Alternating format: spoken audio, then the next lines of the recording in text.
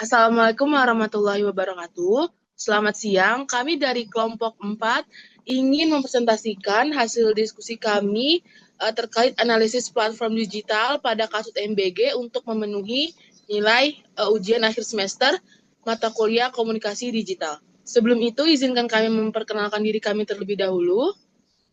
Kenalkan, saya Alvina Damayanti dan rekan-rekan saya. Saya Zahra Dwi Sumantri. Saya Zarifani. Saya Safira. Saya Rizky Audrey Syafitri. Slide selanjutnya kami akan menjelaskan kelebihan, kekurangan, serta contoh kasus dari MBG di platform media sosial. Yang pertama itu ada Instagram. Oke, di sini ada platform Instagram, yaitu kelebihannya. Instagram unggul di konten visual, fitur lengkap, interaktif, dan efektif untuk branding serta promosi. Untuk kekurangannya, algoritma bikin persaingan konten ketat, rawan pencitraan berlebihan, dan bisa berdampak ke kesehatan mental. Untuk contoh kasusnya, dalam kasus keracunan MBG yang diposting di Instagram, netizen biasanya langsung bereaksi emosional saat melihat foto atau video siswa yang sakit.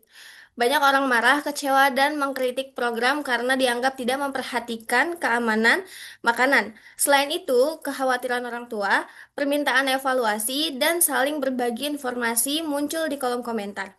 Namun, sebagian netizen menyebarkan hipotesis atau dugaan sebelum ada penjelasan resmi.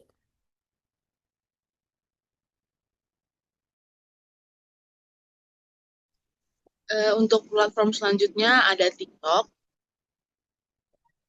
Untuk platform kedua, TikTok memiliki kelebihan berupa algoritma yang kuat sehingga konten mudah viral, fitur pengeditan yang sederhana dan kreatif, serta efektif digunakan untuk hiburan, edukasi, dan promosi.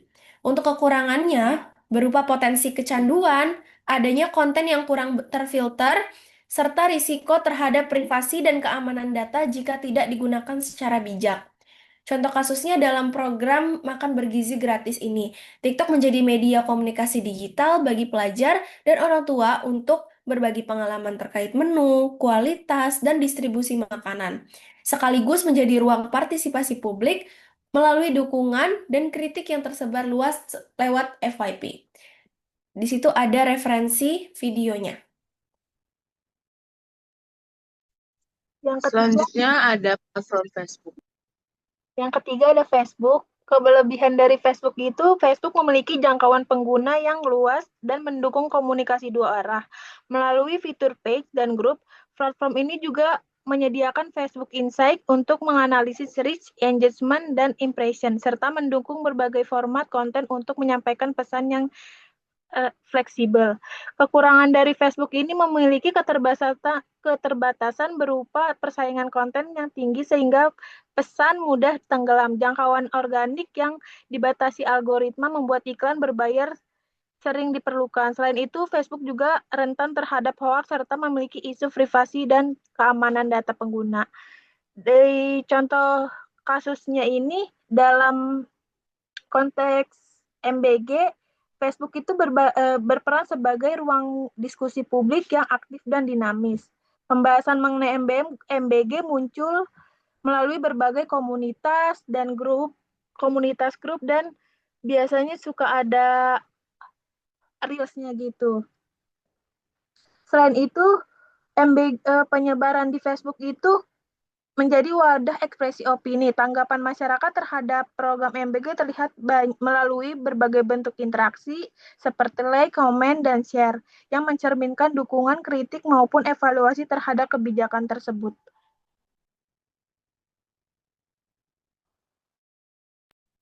Selanjutnya ada platform YouTube, di mana platform YouTube ini tuh memiliki kelebihan, yaitu memiliki kelebihan dalam kasus program Makan Bergizi Gratis atau MBG, karena YouTube ini tuh mampu untuk menjangkau audiens luas dan menyajikan informasi secara visual sehingga pelaksanaan program lebih mudah dipahami dan transparan.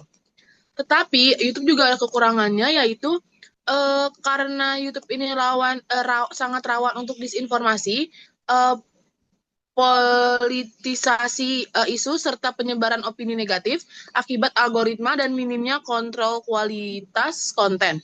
Oleh karena itu, pengelolaan komunikasi yang baik diperlukan agar informasi MBG tetap akurat dan berimbang di platform YouTube. Nah, contoh kasusnya ini tuh pada program MBG diberitakan di YouTube itu tuh melalui liputan pelaksanaan di sekolah dan konten opini. Video tersebut juga memunculkan kritik dan perdebatan. Hal ini menunjukkan bahwa YouTube itu berperan penting dalam membentuk opini publik terhadap makan bergizi gratis ini atau MBG.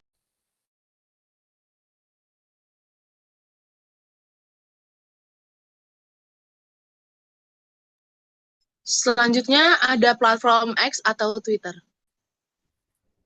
Nah, jadi di platform Twitter ini atau biasa disebut X memiliki kelebihan yang bekerja dengan memprioritaskan konten yang memiliki engagement tinggi dalam waktu singkat, terutama dari like, comment, and share atau biasa disebut retweet.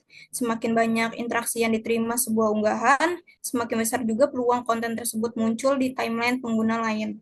Nah, termasuk di halaman For You, hal ini meningkatkan impression atau jumlah tampilan dan reach jumlah akun yang melihat, sehingga konten yang ramai ini dibicarakan cepat menjadi viral meskipun berasal dari akun yang jumlah pengikutnya terbatas. Nah, kelemahan dari Twitter ini adalah kecenderungan memperbesar konten yang memicu reaksi emosional karena jenis konten ini biasanya menghasilkan komen atau share lebih banyak. Akibatnya, unggahan yang provokatif atau belum terverifikasi bisa mendapatkan engagement, impression, dan reach yang tinggi. Sementara konten klarifikasi atau informasi resmi yang interaksinya lebih rendah cenderung lebih tenggelam. Jadi kondisi ini bisa berpotensi membentuk opini publik yang bias dan mempercepat penyebaran misinformasi.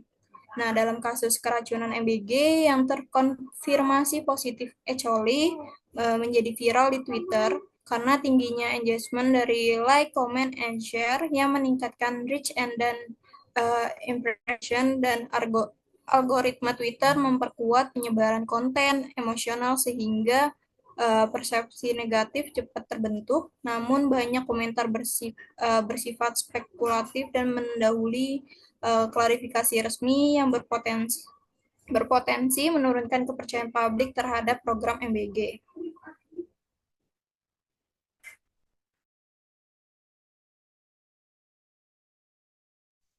Baik, di selanjutnya itu kami akan memaparkan tentang algoritma Instagram dan menganalisis konten itu berdasarkan engagement, impression, dan reach.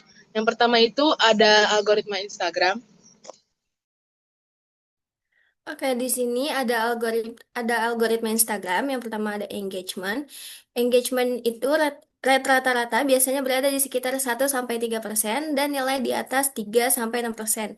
Dianggap tinggi, terutama untuk akun dengan jumlah pengikut kecil sampai menengah. Untuk impressionnya, jika ada beberapa orang yang membuka ulang konten, melihatnya di feed, dan juga menggunakan explore, impression total bisa menjadi lebih dari 40.000. Artinya orang rata-rata melihat konten 3-4 kali. Untuk reach, misalnya 12.000 akun berbeda melihat postingan Instagram. Ini adalah reach, berbeda dengan jumlah tampilan berulang. Angka reach ini menunjukkan seberapa banyak orang yang benar-benar melihat konten tersebut.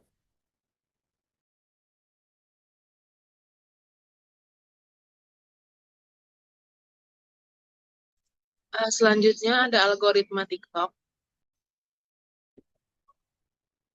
Ini untuk TikTok, contoh video yang diambil.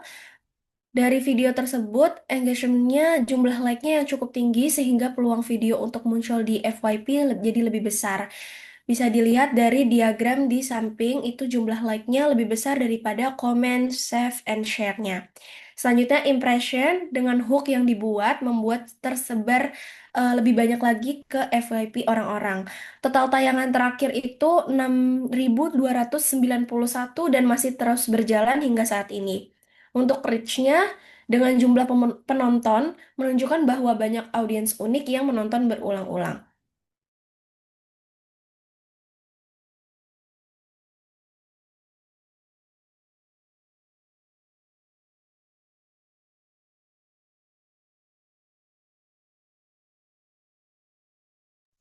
Selanjutnya ada algoritma dari platform Facebook.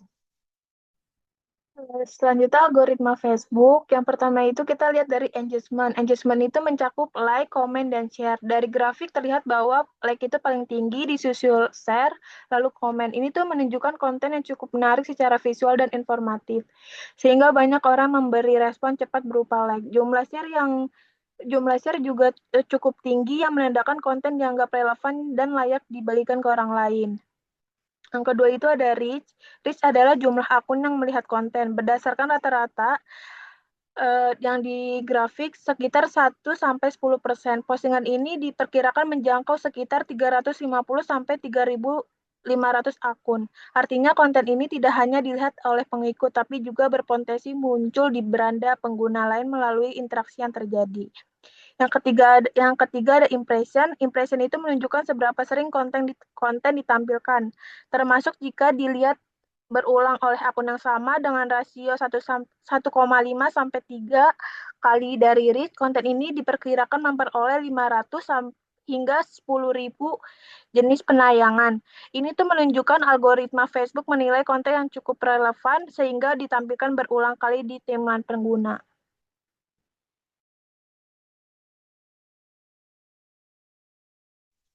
Slide selanjutnya.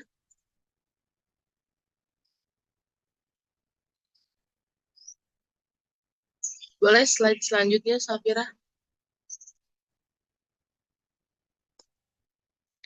Slide selanjutnya itu ada YouTube, di mana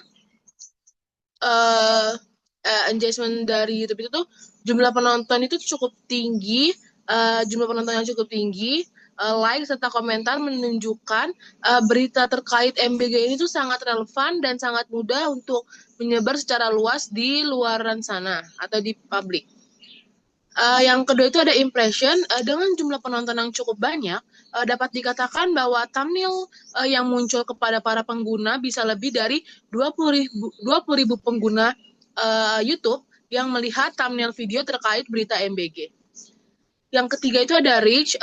Berdasarkan engagement, dengan jumlah penonton sebanyak 10.360 kali, menunjukkan bahwa banyak audiens unik yang menonton berita tersebut. Ini dapat dilihat di diagram bahwa jumlah ditonton itu lebih banyak dibandingkan orang yang melakukan like dan juga komen. Selanjutnya ada platform algoritma Twitter atau X. Nah, di sini like dari Twitter ini mencapai 20-30% dari total interaksi yang menunjukkan bahwa mayoritas respon warga bersifat positif, namun mendukung atau tertarik terhadap isu kasus makan bergizi gratis. Tingginya persentase like menandakan bahwa topik ini relevan secara emosional dan mudah diterima oleh audiens luas.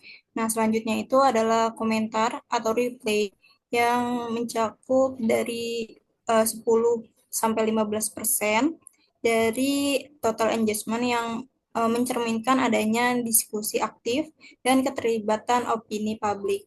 Presentasi ini menunjukkan bahwa sebagian warganet tidak hanya bereaksi, tetapi juga terdorong untuk menyampaikan pendapat, kritik, maupun perdebatan terkait implementasi program MBG.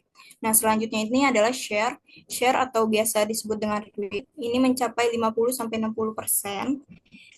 Ini menandakan bahwa konten dianggap cukup penting untuk memperluas ketika jaringan konten dianggap cukup penting diperluas ke jaringan penggunaan lain. Retweet ini berperan besar dalam memperluas jangkauan isu dan mempercepat penyebaran narasi MBG di ruang publik digital.